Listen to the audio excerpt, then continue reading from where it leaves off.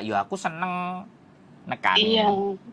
Iki wis iya, iya, ini masalah hukum, Mbak. Gelem aku nekani. Sampean kapan mau iya, jadwale ngajak aku pingin ngobrol. Lho enak, aku seneng aku. iya. Aku ket biyen yo pingin ngendangi arek sing nang penjara modele kaya apa kaya piye aku sik gurung tahu kok. Apa meneh Oh iki iya ya kasusnya Mas ya. keren.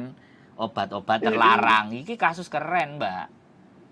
Iya, Heeh, nanti pasti ada pengacara bisa dari KJRI, bisa jadi lembaga dari pengadilan menanyakan ke dia kamu mau dibela sama pengacara apa enggak kan kayak gitu ditanyakan sendiri itu nanti prosesnya.